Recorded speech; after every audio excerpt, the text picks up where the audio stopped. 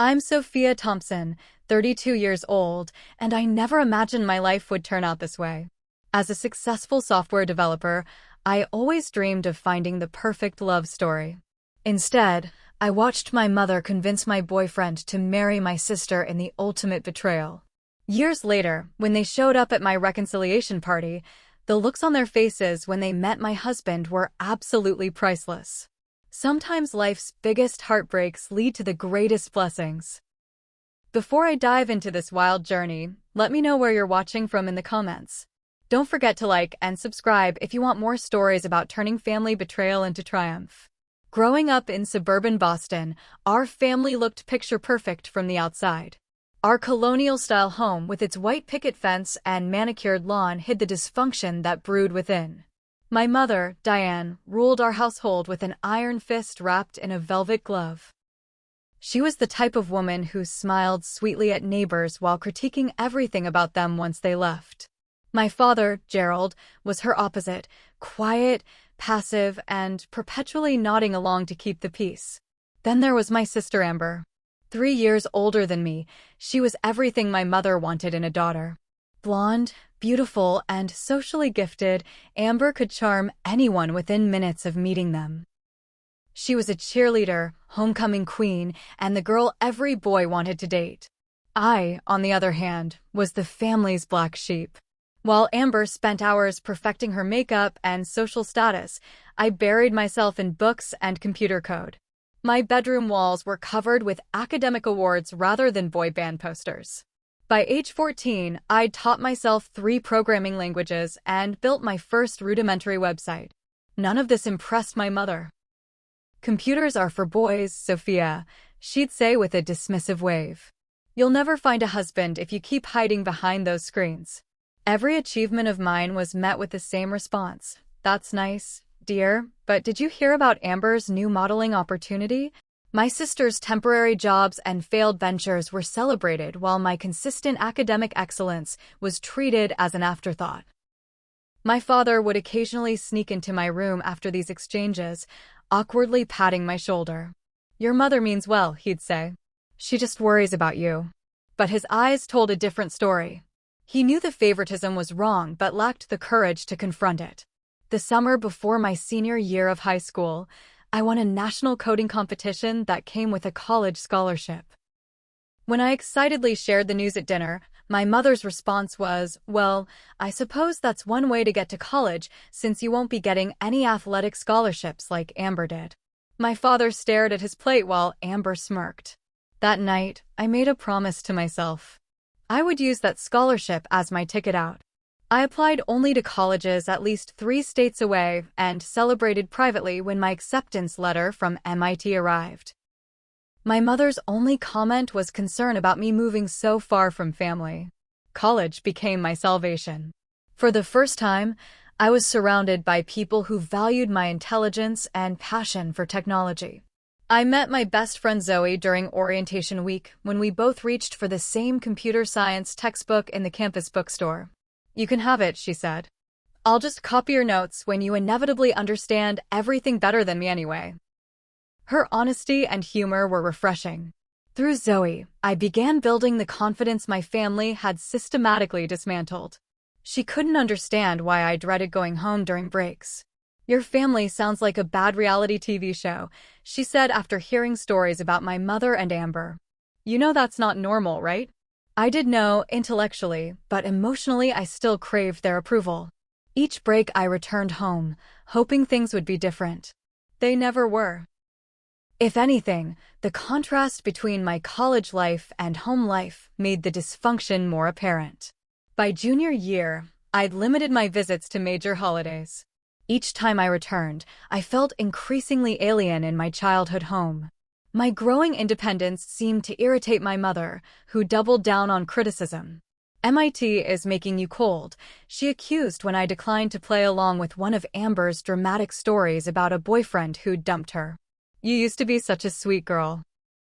The truth was, I was finding my voice. For the first time, I started pushing back against my mother's comments, politely but firmly. My father watched these exchanges with a mixture of concern and what I thought might be pride. During winter break of my senior year, when my mother suggested I dress more like Amber for a neighborhood party, I calmly replied, "I'm comfortable with how I look, Mom." The shocked expression on her face was worth the silent treatment that followed. Little did I know, this newfound strength would be tested in ways I couldn't imagine when I brought home the first man I truly loved. I met Jason Carter during a tech conference in my senior year at MIT. He was presenting his startup's new app that helped connect small local businesses with consumers.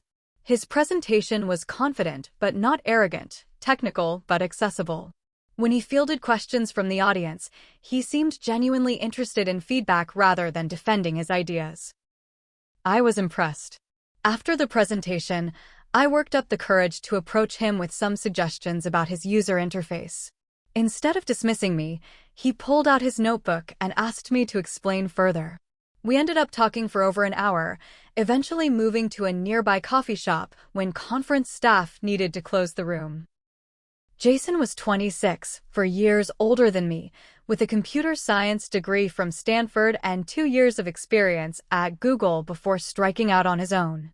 He had warm brown eyes that crinkled at the corners when he smiled and a habit of running his hand through his dark hair when he was thinking deeply about something. "Your perspective is exactly what this project needs," he said as we finished our third cup of coffee. "Would you be interested in meeting again to discuss this further?" That meeting turned into weekly coffee dates, which evolved into coding sessions at the campus library, which eventually became actual dates. Jason was unlike anyone I'd ever met. He was brilliant but humble, ambitious but ethical. He listened when I spoke and valued my opinions. For the first time, I felt truly seen. Our relationship deepened over the next few months. We'd spend hours talking about everything from algorithmic efficiency to our favorite childhood cartoons. He shared his dreams of building technology that would genuinely improve people's lives, not just make money. I found myself opening up about my family dynamics, something I rarely discussed with anyone besides Zoe. "They sound challenging," he said carefully after I described a particularly painful Christmas where my mother had compared my academic scholarship to Amber's beauty pageant win, declaring only one of those would last beyond youth. "Your intelligence and passion are incredible gifts, Sophia," Jason continued. "Anyone who can't see that isn't seeing you clearly." By spring break, we were serious enough that I invited him to come home with me to meet my family. Part of me wanted to show off this amazing man who valued exactly what my family dismissed about me. Another part hoped that seeing me with someone like Jason might finally make my mother recognize my worth. The visit started promisingly. My father seemed genuinely interested in Jason's business, asking thoughtful questions about his startup's growth strategy. My mother was uncharacteristically warm, serving her special Sunday roast usually reserved for Amber's boyfriends. "You've done well for yourself, Jason," my mother said, refilling his wine glass for the third time. "Stanford, Google, and now your own company at such a young age. Very impressive." I should have recognized the gleam in her eye. It wasn't approval of my choice, it was assessment of an asset. Amber arrived halfway through dinner, making what I now realize was a calculated late entrance. She'd been in the area and decided to drop by, though she lived 40 minutes away. She was between boyfriends at the time and had recently been laid off from her receptionist job at a local real estate office. My sister swept into the dining room in a form-fitting dress, hair and makeup perfect despite her claims of just being in the neighborhood. She kissed everyone hello, lingering slightly when she reached Jason. I noticed her hand resting on his shoulder as she leaned in. "So you're the genius programmer Sophia's been hiding from us," she said with a laugh that somehow made it sound like I'd been keeping secrets rather than simply living my life 3 states away. Throughout the remainder of dinner, Amber inserted herself into every conversation, strategically highlighting connections between herself and Jason. They discovered they both enjoyed hiking, though Amber had gone exactly once for a photo shoot. They both loved sushi, though Amber typically complained about raw fish. They both enjoyed indie films, though Amber usually fell asleep during anything without explosions or romance. I watched Jason carefully during these exchanges, relieved to see him responding politely, but returning his attention to me or my father after each of Amber's interruptions. When she asked about his business model, claiming a secret interest in tech entrepreneurship, that was news to everyone at the table. He gave brief answers before turning to me. Sophia's actually been helping me refine the algorithm, he said, squeezing my hand under the table. She spotted inefficiencies I'd missed entirely. My mother cleared her throat. Well, isn't that nice? Amber has quite a head for business too, you know. She nearly majored in marketing before deciding on communications. I changed because marketing seemed too limiting, Amber added quickly. I wanted something broader. What she didn't mention was that she'd failed the introductory marketing course twice before switching majors. Despite these undercurrents, the weekend visit ended on a positive note. Jason and I drove back to Cambridge, and he seemed genuinely impressed with my family. Your mother really went all out with that dinner, he said. And your sister is certainly energetic. I laughed nervously. That's one way to put it. Your dad seems great too, though quieter than I expected based on your stories. He's different when my mother's around, I explained. More subdued.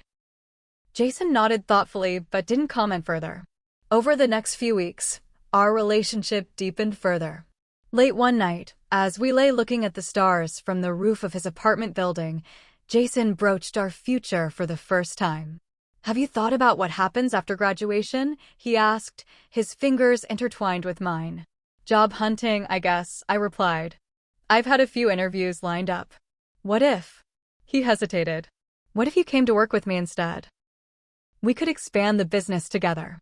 Your skills complement mine perfectly. My heart raced. Are you serious? Completely. And maybe? He squeezed my hand. Maybe we could look for an apartment together too. If you wanted. For the first time, I allowed myself to envision a future where I was truly happy. A life built with someone who valued me for exactly who I was. I turned to kiss him, overwhelmed with emotion. I'll take that as a yes, he whispered against my lips. Little did I know that while I was dreaming of our future together, forces were already in motion to ensure it would never happen. My final semester at MIT should have been exciting. I had excellent job prospects, a capstone project that was garnering attention from industry professionals, and a relationship that gave me the emotional support I'd always craved. Instead, it became the period when everything fell apart. The changes were subtle at first. Jason began taking longer to respond to texts. Our daily phone calls became every other day, then twice a week. He canceled our standing Friday night date 3 weeks in a row, citing meetings with potential investors that mysteriously always seemed to run late. I'm sorry, babe, he'd say, sounding genuinely regretful. This round of funding is crucial. Once it's secured, things will calm down. I believed him because I had no reason not to. His startup was at a critical growth stage, and I understood the demands of the tech world. I was busy too, spending long hours in the lab perfecting my capstone project. Still, something felt off. One evening while scrolling through Instagram, I noticed a post from a restaurant in my hometown. The image showed their famous chocolate lava cake, and the caption mentioned a special visitor from the tech world. In the background of the photo, blurred but recognizable, was Jason's profile. My stomach dropped. He told me he was in New York that weekend meeting investors. What was he doing in my hometown, 3 hours in the opposite direction? When I confronted him during our next call, his explanation came too quickly. It was a last-minute change of plans. A potential investor lives near your parents and suggested meeting there. I was going to tell you, but I knew you were stressed about your project deadline. Did you see my family while you were there? I asked. A pause. Too long. I ran into your mom at the grocery store. Pure coincidence. She insisted I come over for coffee since I was in town. Something in his voice sounded off, but I couldn't identify what. I told myself I was being paranoid, that the distance and stress were making me insecure. I threw myself deeper into my project, ignoring the growing unease. 3 weeks later, during spring break, I decided to surprise Jason by driving to his apartment instead of going home. I hadn't told my family I was coming either. The thought of another tense dinner with Amber's increasingly obvious flirtation toward Jason was more than I could handle that week. When I arrived at Jason's building, his car wasn't in its usual spot. On a hunch, I drove to his office. His car wasn't there either, but his business partner Ryan was just leaving. Jason? Ryan looked confused when I asked. He took a few days off. Said he was visiting family. Jason's family lived in California. Mine lived in Massachusetts. We were in Cambridge. I drove home in a daze, not entirely sure what I was thinking or planning. 6 hours later, I pulled into my parents' driveway at 11 p.m. My father's car was there. So was my mother's.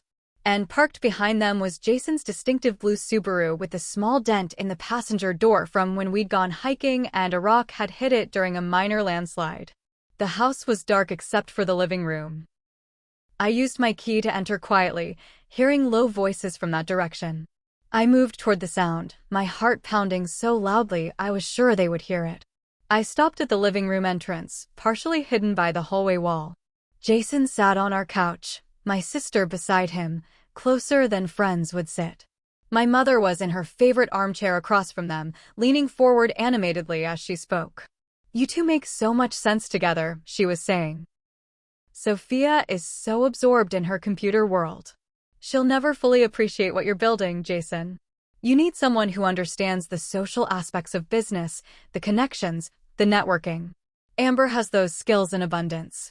"Sophia's been really distant lately," Jason replied, though he shifted uncomfortably. "Always working on her project." "That's how she is," Amber chimed in, placing her hand on his knee. "Always choosing computers over people. Remember when she skipped my college graduation to attend that tech conference?" I hadn't. I'd skipped it because Amber specifically told me not to come after I'd refused to write her final term paper for her. "I just don't know anymore," Jason continued. "Things were so clear a few months ago, but now. You need to think about your future," my mother pressed. "Amber can be the perfect partner for a man with your ambitions. The supportive wife who makes the right connections, hosts the right dinner parties. Can you honestly see Sophia doing that? She'd probably wear jeans to a business function and talk about coding all night." I must have made a sound, because suddenly all three heads turned in my direction. The look on Jason's face, shock mingled with guilt, told me everything I needed to know. "Sophia." My mother recovered first. "What a surprise. We thought you were staying at school this week." I ignored her, focusing on Jason. "How long has this been going on?" He stood up, moving away from Amber. "It's not what it looks like." "Really?" "Because it looks like you've been coming to my family home behind my back. It looks like you're sitting here with my mother and sister discussing our relationship and your doubts about me." "What part am I misinterpreting?" "Sweetheart," my mother interjected, "we're just having a conversation. Jason has been kind enough to visit your father and me occasionally." "Is that so wrong?" "And me ending up here during those visits is pure coincidence," Amber added with a smirk that disappeared when my mother shot her a warning look. "When did these visits start?"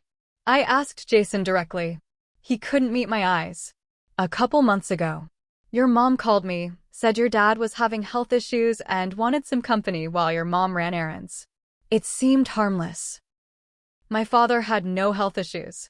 And he was currently upstairs, oblivious or deliberately absent from this scene. And then, Jason ran a hand through his hair, that familiar gesture now painful to watch. Then it became regular. Your mom would call, say they missed having young people around. I'd stop by when I was in the area. When you told me you were somewhere else. He didn't deny it. "Sophia," my mother stood, approaching me like I was a wounded animal that might lash out. "You're overreacting. Jason has been confused about your relationship. That's natural when young people are planning their futures. I simply pointed out that perhaps you two want different things. And suggested my sister as a convenient replacement. I finished for her." "Don't be crude," my mother snapped, her gentle facade cracking. "I merely observed that Amber might be more aligned with the type of life Jason is building. You've made it abundantly clear that your computers come first. What successful man wants to be second place in his wife's life?" The word wife hung in the air. Jason and I had discussed moving in together, but marriage had been only an implied someday. I turned to Jason. Do you agree with her assessment? That I'm too focused on my career to be a good partner to you. He hesitated, and in that hesitation, I had my answer. Sophia, he finally said, you have to admit things have changed. You're always working on your project for graduation. I interrupted. It's temporary. And you've been equally busy with your startup. I never once doubted your commitment because of it. It's not just that, he continued weakly. Your family has helped me see that maybe we want different futures. My family, I repeated flatly. You mean my mother and the sister who's apparently been pursuing you behind my back? No one's been pursuing anyone, Amber protested, though her hand still rested possessively on the couch where Jason had been sitting. I laughed, a hollow sound that startled even me. Mom, why? Why would you do this? For a moment, my mother's mask slipped completely, revealing the calculating woman beneath. Let's be practical, Sophia. Amber needs a successful husband more than you do. You'll always be able to support yourself with your computer job. Amber needs security, social standing.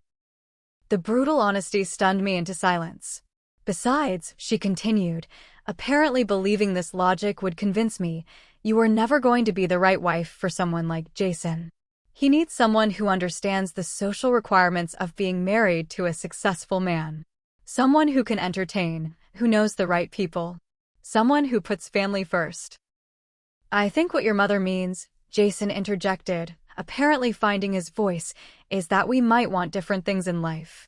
No, I think my mother was perfectly clear, I replied, surprising myself with how steady my voice remained. She decided my sister deserves you more than I do, so she orchestrated this whole scenario. And you went along with it. I turned to leave, then paused. Where's Dad in all this? My mother's expression tightened. Your father doesn't involve himself in these matters. Which meant he knew and did nothing. Again. I looked at Jason one last time. We're done. Don't call me, don't text me, don't try to explain. Whatever we had is over. As I walked out, I heard my mother saying, she'll calm down eventually. Sophia has always been dramatic about these things. I got in my car and drove until I couldn't see through my tears anymore, pulling over at a highway rest stop. I called the only person I could trust. Zoe? I need help. Everything's fallen apart. The next few weeks passed in a blur. I couldn't eat, couldn't sleep, and definitely couldn't focus on completing my final semester. After spending 4 years working toward my degree, I made the painful decision to withdraw with just 2 months remaining. My academic advisor was shocked. This isn't like you, Sophia, she said during our meeting. Whatever is happening, we can work around it. Extensions, incomplete grades that you can finish during the summer. But the thought of remaining in Cambridge, where every coffee shop and library corner held memories of Jason, was unbearable. More importantly, I couldn't bear the thought of graduation with no one in the audience truly cheering for me.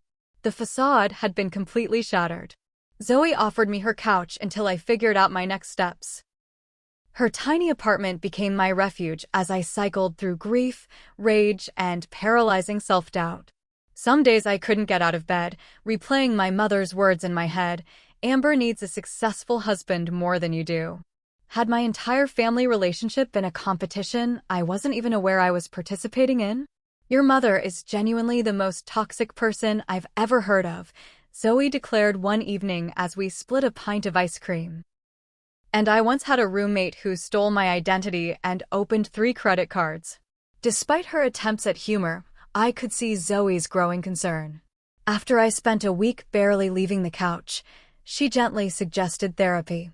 Just a few sessions, she urged. My cousin went after her divorce and said it changed her life. Mostly to appease her, I agreed. The therapist, Dr. Linden, was a woman in her 50s with kind eyes and a direct manner that cut through my foggy mental state. What your family did was a profound betrayal, she told me in our first session. Your feelings are completely valid. But you have choices now about what role they play in your future. Over the next few months, those weekly sessions became anchors. Dr. Linden helped me see patterns in my family dynamics that went far beyond this final betrayal. More importantly, she helped me understand that I didn't have to continue participating in them. Your mother's behavior suggests deeply rooted insecurities that she's projecting onto both you and your sister, Dr. Linden explained. But her issues don't have to become your issues. By August, I had made a decision. I applied to complete my degree at the University of Washington in Seattle, as far from both Boston and California as I could reasonably get.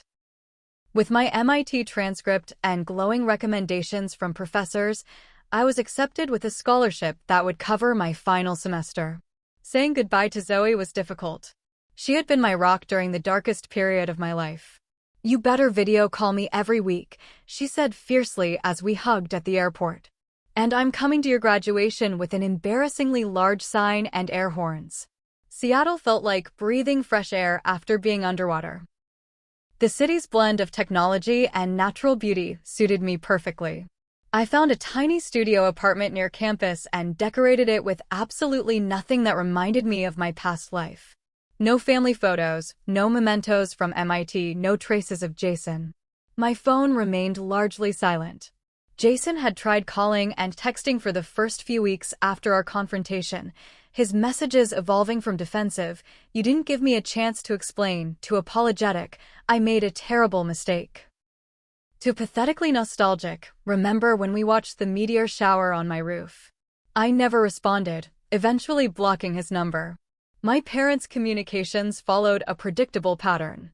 My mother acted as if nothing had happened, sending chatty texts about neighborhood gossip and Amber's latest adventures.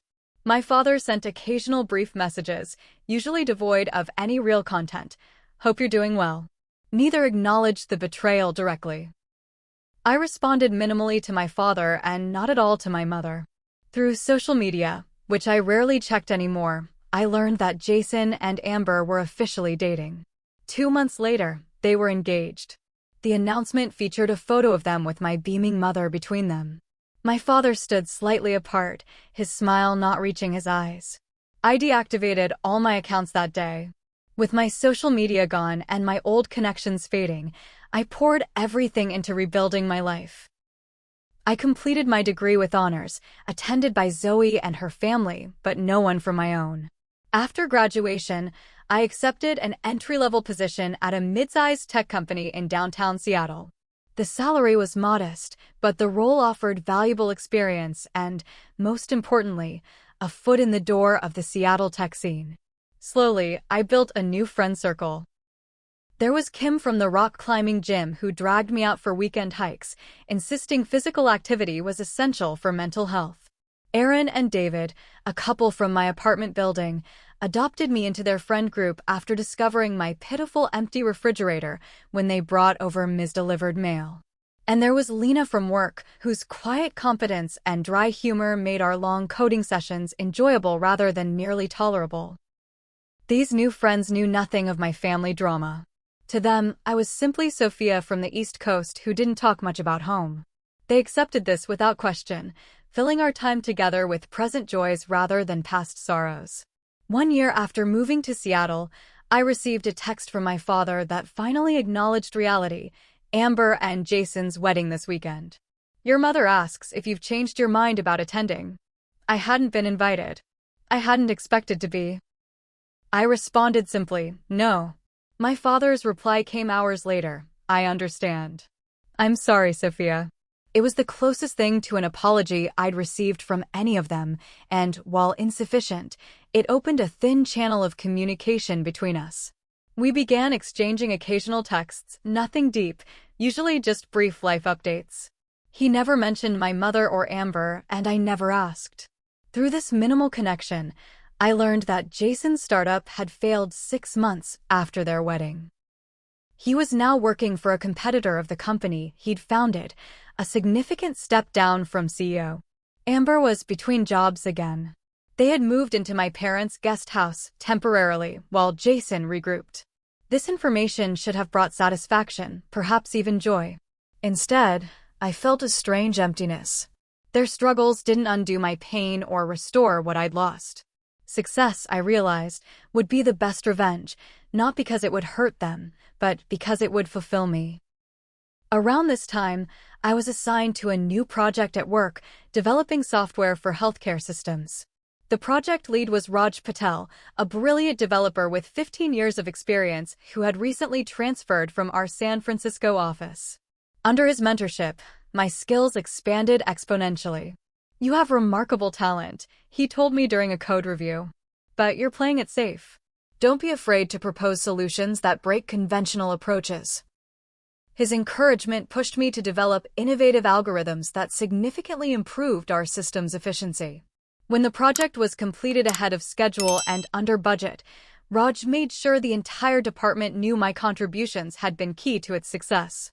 That project led to my first promotion, then to larger responsibilities and leadership roles. By my third year in Seattle, I had established a reputation as someone who solved problems others couldn't. My career was flourishing in ways I couldn't have imagined during those dark days on Zoe's couch.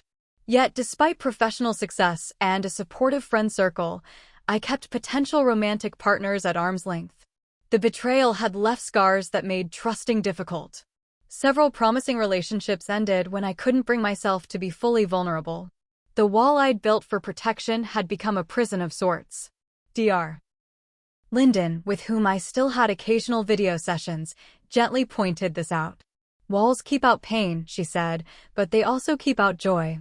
At some point, you'll need to decide if the protection is worth the isolation." I wasn't sure it wasn't. But life has a way of making decisions for us when we hesitate too long to make them ourselves. The Nexus project was my company's most ambitious undertaking to date, a comprehensive system designed to integrate patient data across healthcare providers while maintaining strict privacy protocols. The complexity required assembling an elite team drawn from multiple departments. As one of the lead developers, I attended the kickoff meeting with both excitement and trepidation. Our department head opened the session. "Before we begin, I'd like to introduce Michael Zhang, who's joining us from our Toronto office. Michael will be the technical architect for Nexus, bringing his expertise in secure systems design and implementation." Michael entered the conference room, and my first impression was of quiet competence. Around my age, maybe a year or two older, with thoughtful eyes behind simple glasses and a presence that commanded attention without demanding it. When he spoke, explaining his vision for the project architecture, his passion for the work was evident in every carefully chosen word. During the breakout sessions that followed, Michael and I were assigned to map the data flow framework. As we worked, I found myself repeatedly impressed by his approach to problem-solving, methodical yet creative, with an eye for elegant solutions. "That's an interesting way to handle the authentication sequence," I commented as he sketched a diagram. "I wouldn't have considered decoupling those components." He smiled slightly. "Sometimes the best solutions come from questioning assumptions about what belongs together." Something in his tone suggested he might be talking about more than just code. Over the following weeks, Michael and I developed a productive professional rhythm.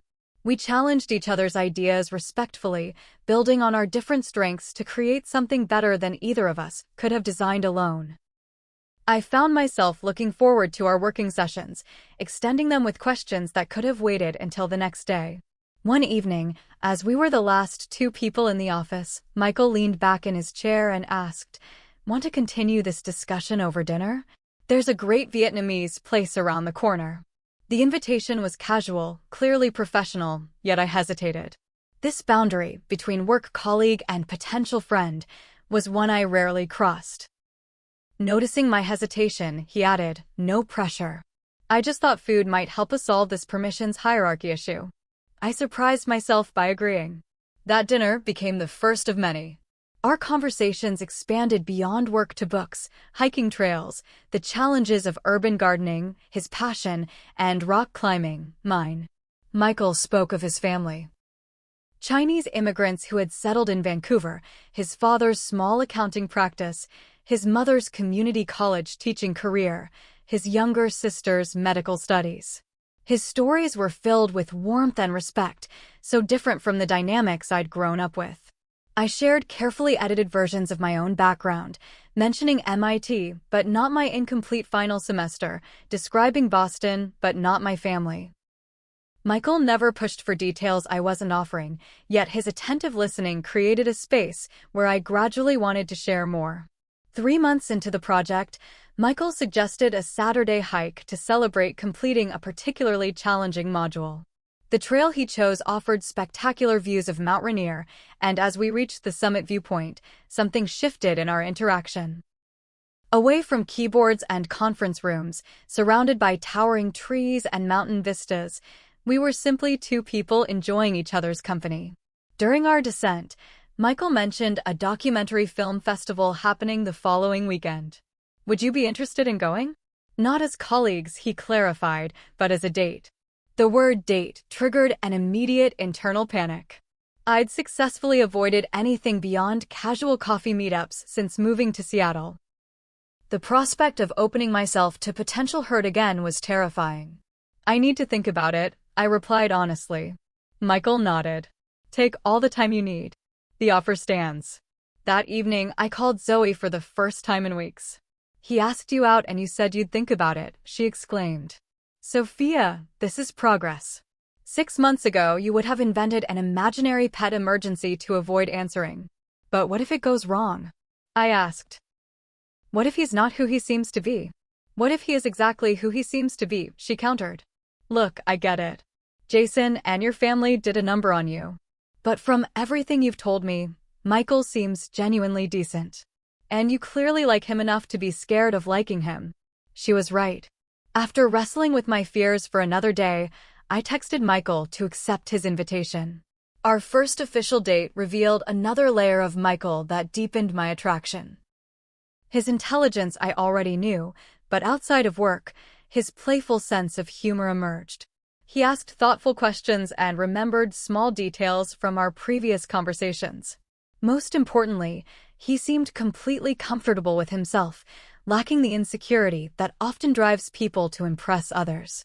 As weeks became months, our relationship deepened. Michael's patience allowed me to set the pace, never rushing intimacy or declarations of feeling. When I finally told him I was falling in love with him 8 months after our first date, his response was both joyful and reassuring. I've been in love with you since our third project meeting, he admitted. When you demolished my security protocol design and then immediately built it back up better than before. I knew then you were someone special. Still, I kept my deepest wounds hidden. Michael knew I was estranged from my family, but not why.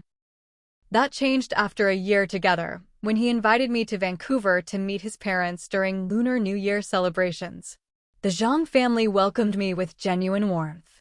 Watching their interactions, the teasing affection, the arguments that resolved with laughter, the unquestioned support, brought both joy and an ache of comparison I couldn't suppress. After we returned to Seattle, Michael found me crying in our hotel room. What's wrong? He asked, immediately concerned. Did my family overwhelm you? My mother can be intense, I know. No, your family is wonderful, I managed through tears. It's just, they made me see what I never had. That night, I finally shared the full story, MIT, Jason, my mother's manipulation, my sister's betrayal, my father's complicity, the shattered life I'd fled and the new one I'd built from the pieces. Michael listened without interruption, his expression shifting from shock to anger to deep compassion. When I finished, he took my hands in his. Thank you for trusting me with this. I understand now why trust is so difficult for you. He paused, choosing his words carefully. What they did was unforgivable. But I need you to know something. Not everyone will betray you. I won't betray you. You can't promise that, I whispered.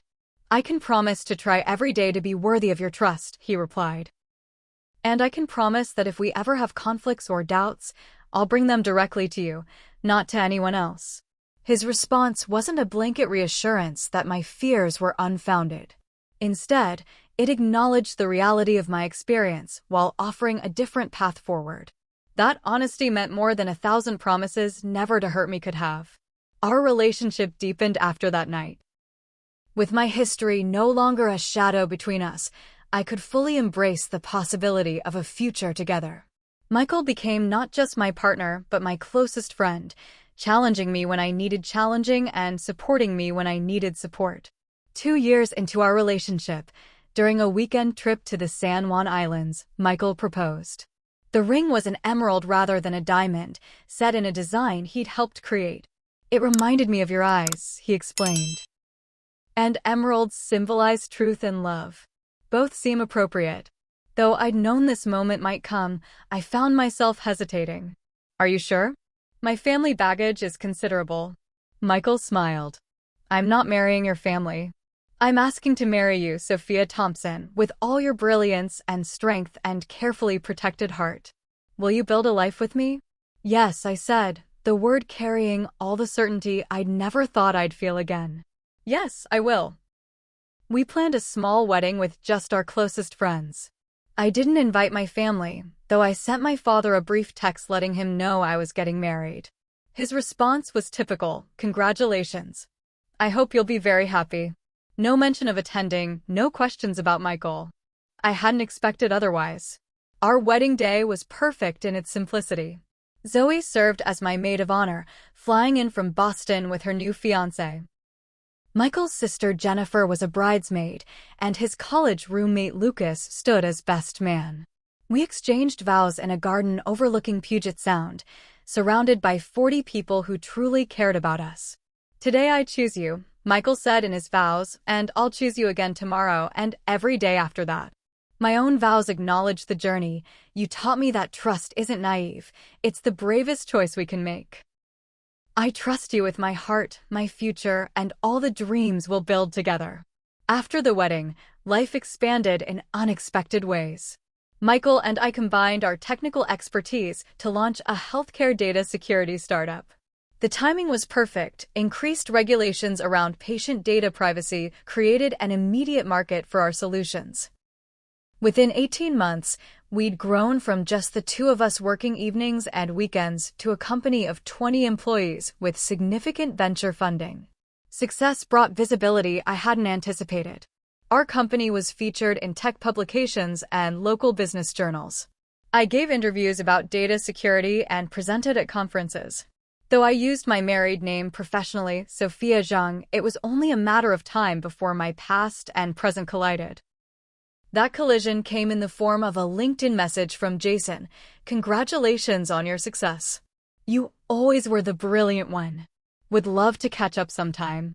I showed the message to Michael, who raised an eyebrow. What do you want to do? Nothing, I replied. He's not part of my life anymore. I deleted the message without responding, but it triggered thoughts about my family that I'd managed to suppress for years. Through occasional texts with my father, I knew that Jason and Amber's marriage was struggling. His career had never recovered from his startup's failure, and Amber had grown resentful of their financial dependence on my parents. My mother, apparently, still controlled the family narrative, positioning me as the ungrateful daughter who had abandoned them. Then came news that changed everything. My father had been diagnosed with pancreatic cancer. His text was characteristically understated. Doctor says 6 to 12 months. Would like to see you before then. After years of maintaining emotional distance, I found myself at a crossroads. The hurt remained, but so did earlier memories of my father teaching me to ride a bike, sneaking me extra dessert when my mother wasn't looking, quietly encouraging my academic interests even when he didn't understand them. I think I need to go, I told Michael that evening. Then we'll go, he replied simply. Together. The decision to reconnect with my family opened the door to a confrontation years in the making. A confrontation that would finally bring everything full circle in ways I never could have anticipated. After careful consideration, Michael and I decided that rather than visiting my family home, where my mother would control the environment, we would invite them to Seattle. The distance would give me emotional space and the home field advantage I needed for such a loaded reunion. We'll host them at our place, Michael suggested. That way you can set the terms of engagement. Our place was a waterfront property on Mercer Island, purchased after our company's second round of funding. The modern glass and cedar home with its expansive views of Lake Washington reflected our success in a way that words couldn't convey. I wasn't above wanting my family to see what I'd built without them. I called my father directly to extend the invitation. His voice, thinner than I remembered, brightened when I suggested the visit. We could come next month, he said. Your mother and I. And Would it be all right if Amber and Jason came too? They're living with us now, and your mother doesn't want to leave Amber alone while we're gone. The request sent ice through my veins. Seeing my parents after 6 years would be challenging enough. Facing Jason and Amber seemed impossible. But I recognized the manipulation. My mother was ensuring I couldn't have time alone with my father. Everyone is welcome, I said, surprising myself with how steady my voice remained. We have plenty of room. Michael squeezed my hand in support as I ended the call. Are you sure about this? Including Jason and Amber? No, I admitted. But I need to do this completely. No more shadows hanging over us. The month before their visit passed quickly. Between preparing our home and managing our growing company, I had little time to dwell on anxiety. Michael arranged for a private chef to handle the first night's dinner, understanding that cooking for the people who had hurt me so deeply would be an unfair burden. The day of their arrival, I stood in our living room, looking out over the water, trying to center myself. Michael came up behind me, wrapping his arms around my waist. Remember, he said softly, you're not that vulnerable girl anymore. You're Sophia Zhang, co-founder and CTO of Zhang Secure, with 14 patents and a waitlist of clients. More importantly, you're a woman who rebuilt her life from scratch. Nothing they say or do can take that away. The doorbell rang precisely at 4 o'clock. My mother had always valued punctuality. I took a deep breath and opened the door. My father stood closest, dramatically thinner than I remembered, his skin bearing the yellowish tint characteristic of his disease. Despite his obvious illness, his eyes lit up at the sight of me. Sophia, he said, his voice catching. Without thinking, I stepped forward to embrace him, his body feeling fragile beneath my arms. My mother stood just behind him, barely aged from my memory. Her critical eyes took me in, then shifted to assess our home visible through the open door. You look well, she said, her tone suggesting surprise at this fact. Thank you for having us. Amber and Jason hung back awkwardly. My sister had gained weight, her once model-esque figure now softer, her carefully maintained blonde hair showing dark roots. Beside her, Jason looked almost exactly as I remembered, though a new tension lined his face, and his once confident posture had diminished. Please come in, I said, stepping back to allow them entry. Michael is looking forward to meeting you all. As they entered our home, I watched their expressions. My mother's practiced neutrality couldn't fully mask her shock at the obvious luxury. Amber's eyes widened, darting from the vaulted ceilings to the designer furniture to the floor-to-ceiling windows showcasing the lake view. Jason seemed to physically shrink as he took in the success I'd achieved without him. Michael appeared from his office, the consummate host. Tall, distinguished in casual linen pants and a light blue button-down that complemented his warm complexion, he radiated confidence without arrogance. Welcome to Seattle, he greeted them, shaking hands with my father, then my mother. When he reached Jason, there was a brief, charged moment as the two men assessed each other. Michael's smile never wavered, but I saw Jason recognize something in my husband's eyes, knowledge of exactly who Jason was and what he had done. We've prepared the guest rooms upstairs, Michael continued smoothly. Why don't you all get settled before dinner? Sophia can show you the way. As I led my family upstairs, my mother fell into step beside me. This is quite a home, she remarked. Your husband must be very successful. We both are, Mother, I replied evenly. I co-founded our company with Michael. We're equal partners in every sense. She absorbed this information with a tight smile. How progressive. I showed them to their rooms, my parents in the main guest suite, Amber and Jason in the smaller room across the hall. As they unpacked, I retreated downstairs to find Michael opening wine in the kitchen. They're exactly as you described, he said quietly. Your mother started assessing the property value within 30 seconds of arrival. I laughed despite my tension. Just wait until dinner. She'll be counting the silver. The private chef Michael had arranged prepared an exquisite meal. As we gathered around our dining table, the conversation remained superficial: Seattle weather, their flight, my father's treatment options.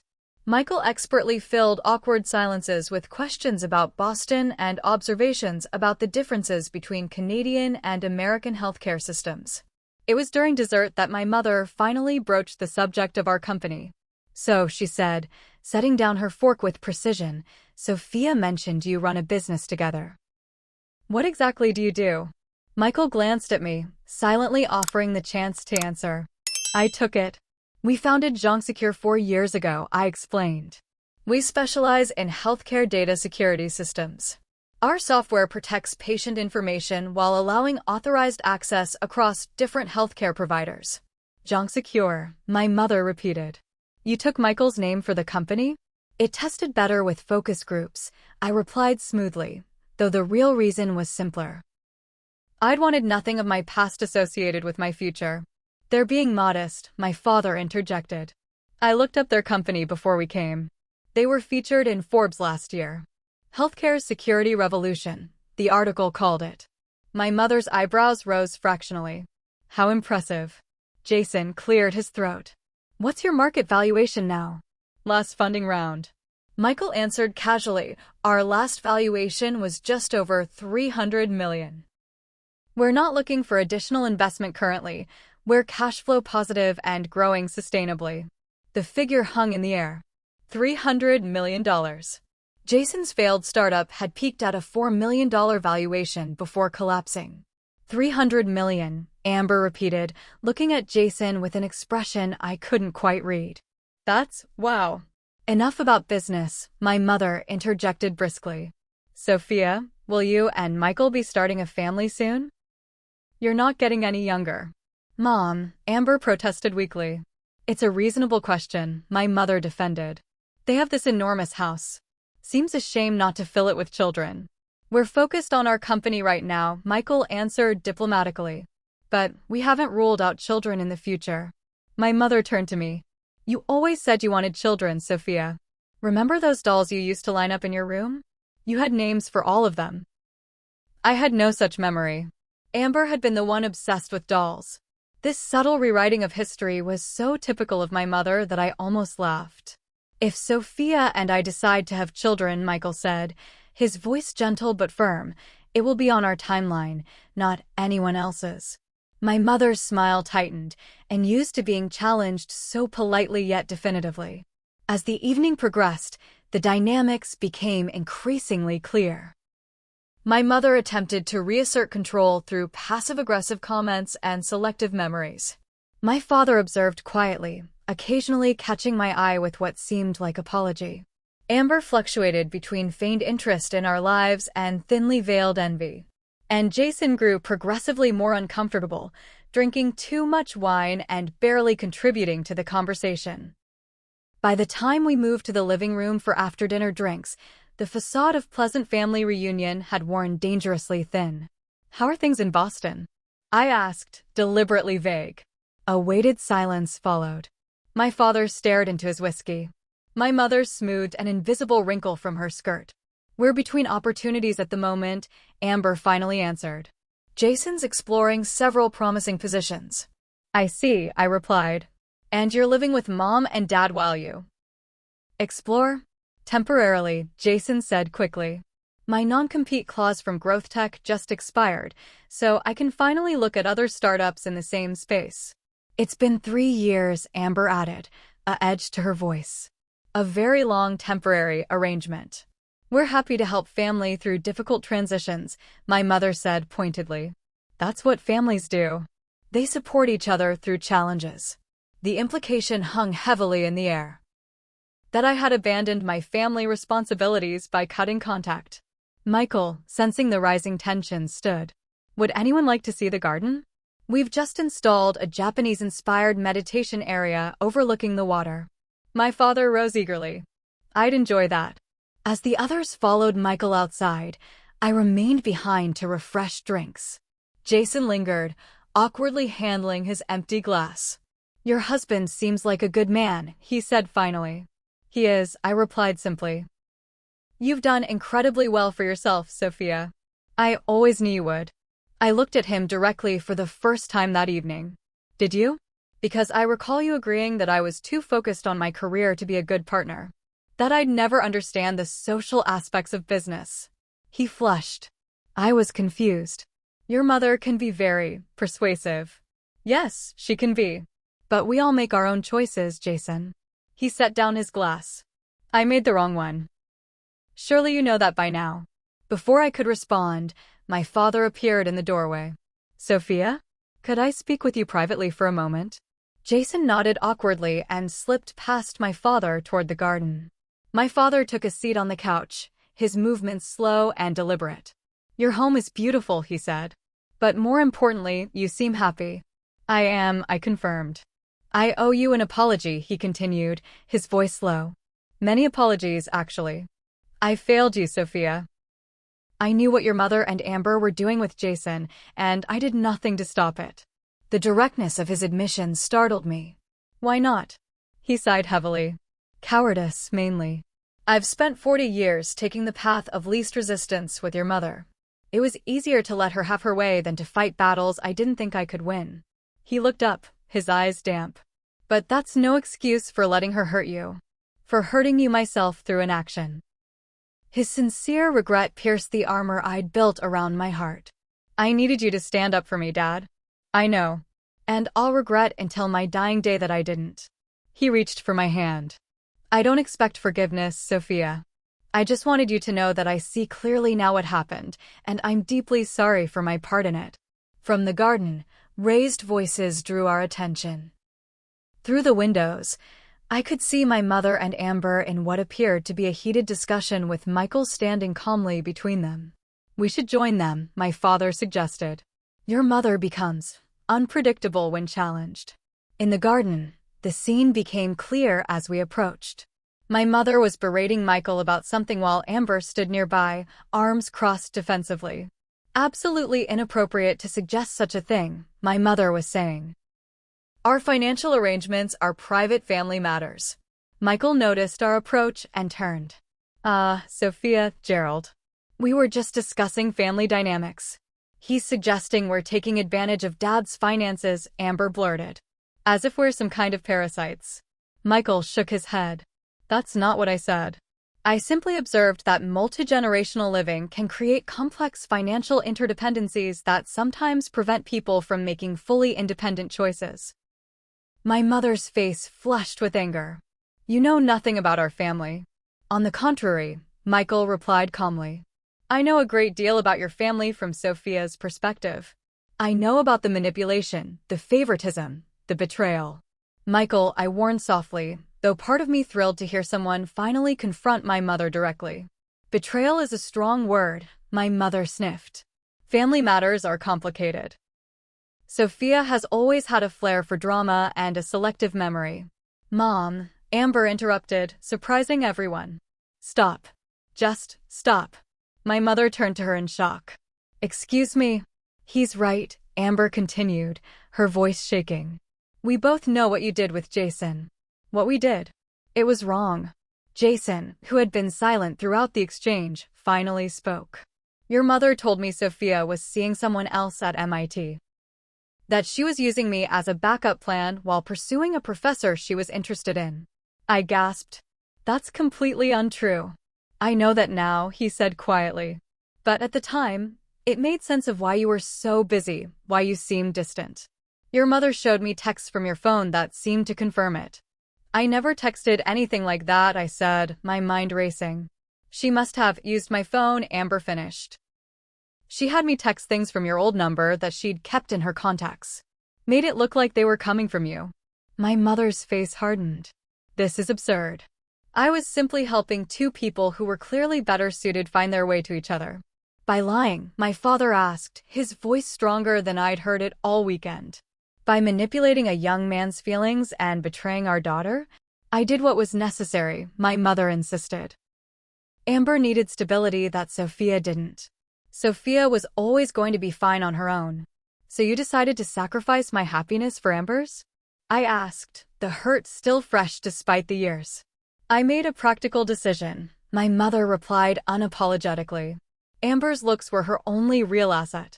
She needed to capitalize on them before they faded.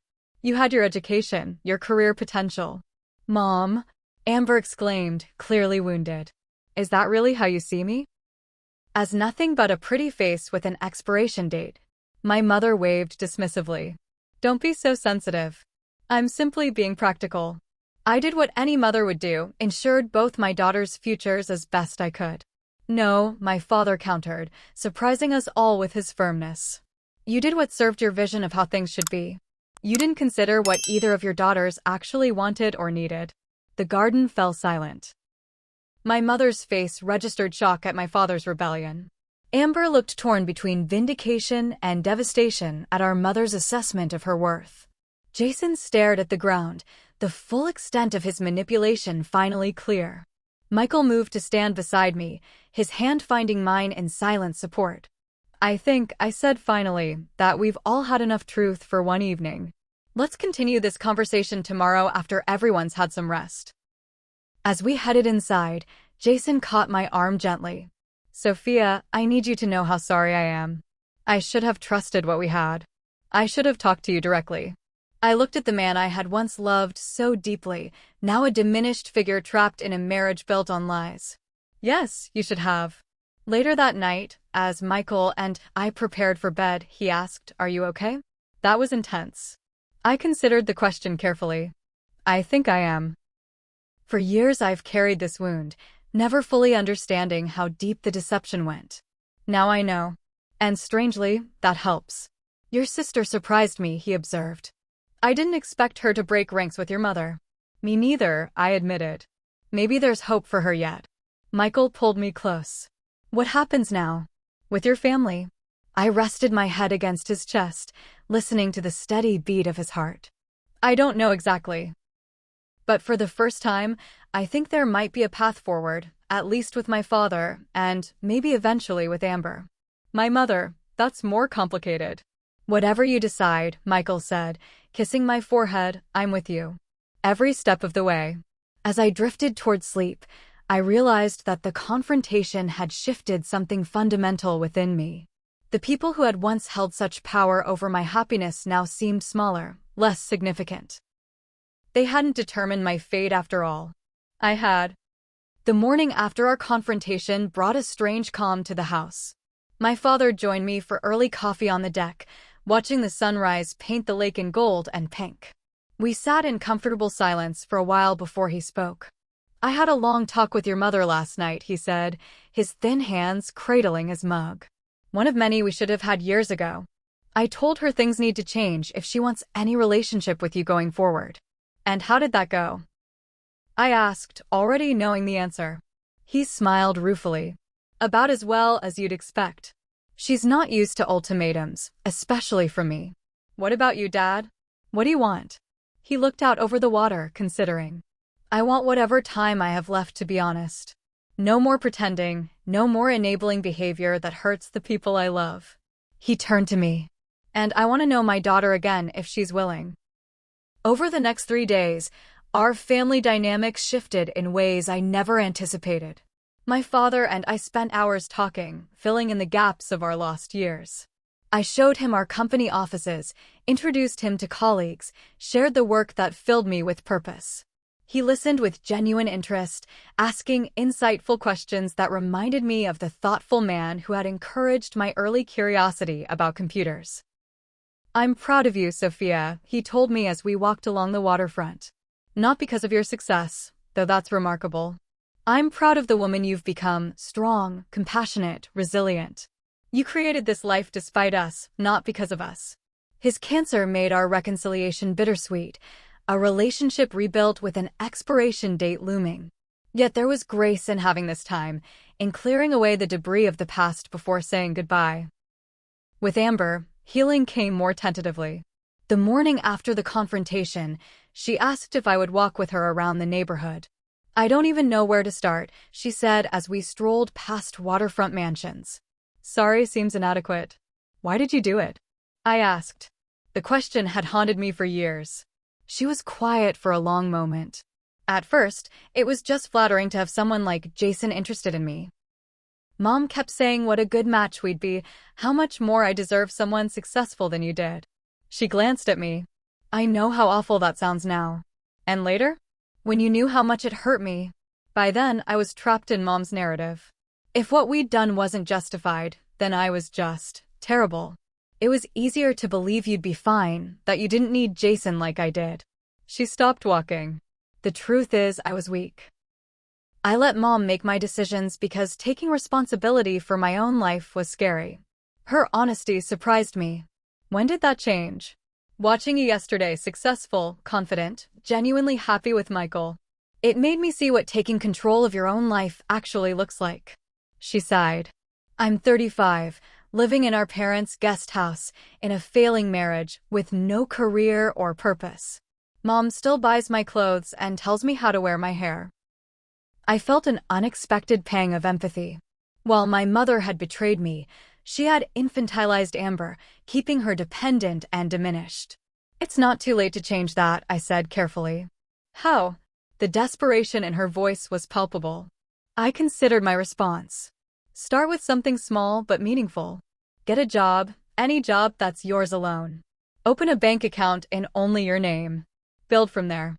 Over the following days, we had several similar conversations. I didn't offer forgiveness. That would take time, but I did offer perspective and practical advice. To my surprise, Amber listened. My relationship with my mother remained the most complicated.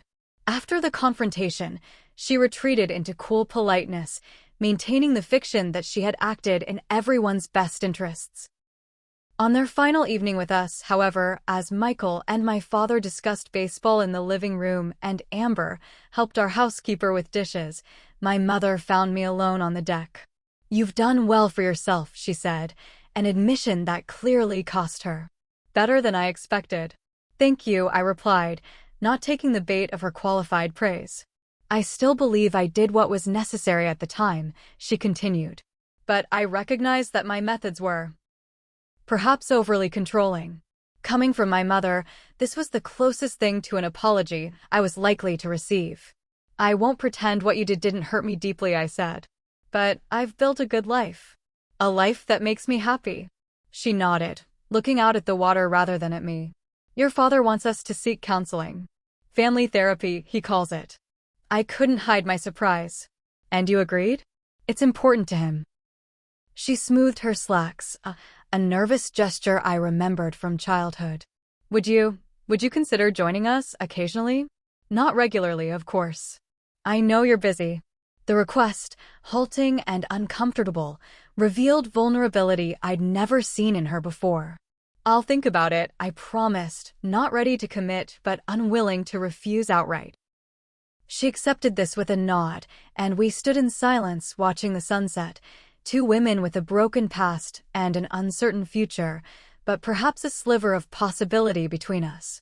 The most surprising conversation came from Jason, who asked to speak with me privately before their departure. Michael raised an eyebrow when I mentioned the request. Are you comfortable with that? He asked. Yes, I assured him.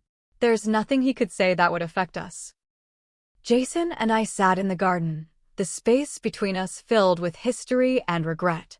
I wanted to thank you, he began, which was not what I expected. For what? For not hating me, he said simply. You would be justified. I considered this. Hate requires energy I'd rather direct elsewhere. Besides, I've come to understand how thoroughly you were manipulated. That doesn't excuse my choices, he said, showing more self-awareness than I remembered. I betrayed your trust. I let myself be convinced that what we had wasn't real or valuable. He hesitated. Seeing you with Michael, the way he looks at you, the respect between you, it's made me realize what I gave up. I tensed, worried this was heading toward an inappropriate confession. He noticed and quickly added, I'm not saying this to disrupt your life or suggest anything inappropriate. I want you to know that I recognize what I lost. The person I hurt. My biggest regret isn't the failed startup or the career setbacks. It's that I let someone else define what should have mattered most to me. His sincerity seemed genuine, his regret palpable. What will you do now? I asked. He sighed. Start over, I think. Amber and I have been pretending for years. Neither of us is happy. I'm sorry to hear that, I said, and meant it. Despite everything, I didn't wish them misery. Don't be.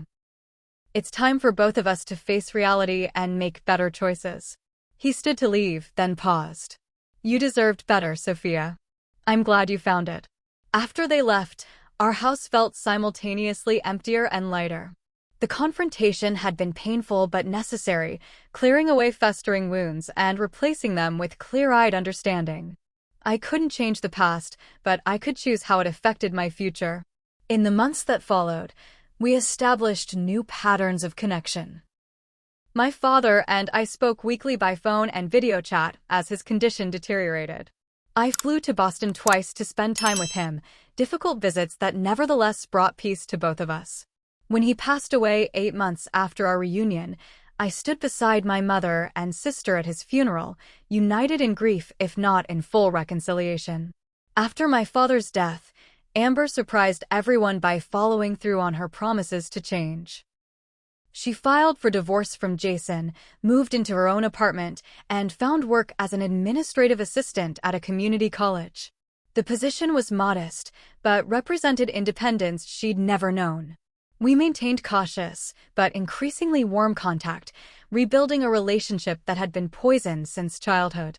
My mother remained my mother, critical, controlling, resistant to change, but our confrontation had shifted the power dynamic permanently. She could no longer rewrite history or manipulate me. I engaged with her on my terms or not at all. It wasn't a warm relationship, but it was an honest one. With my family receding to their appropriate place in my life rather than dominating it, Michael and I focused on our future. Our company continued to thrive, expanding internationally and developing new security protocols that became industry standards.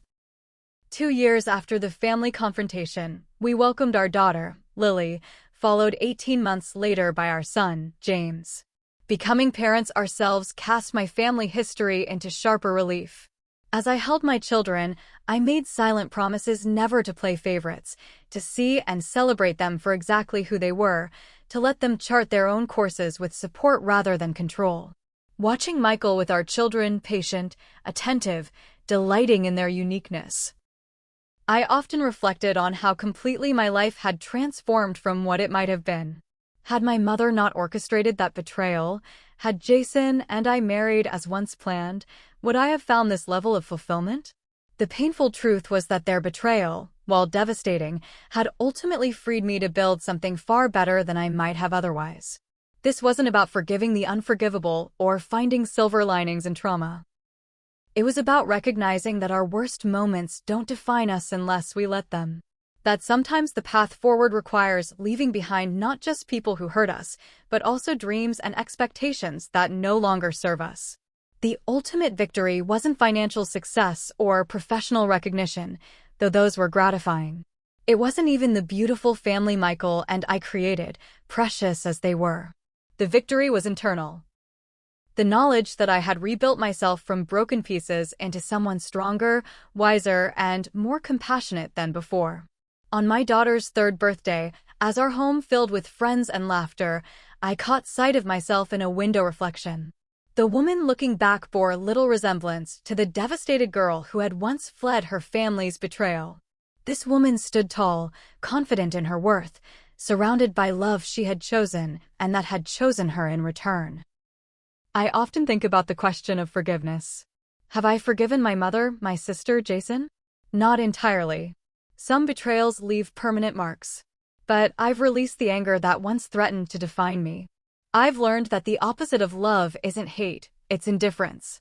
And I've found peace in allowing those who hurt me to occupy an appropriate space in my heart and history, acknowledged but no longer central. The journey from betrayal to this peaceful place wasn't linear or simple. It required confronting painful truths, setting boundaries, and most importantly, believing I deserved better. Perhaps that's the most valuable lesson of all, that our capacity for happiness expands when we truly believe we're worthy of it. So if you're facing betrayal or heartbreak right now, remember this. The people who hurt you don't get to decide your worth. They don't get to write the ending to your story. That power belongs to you alone.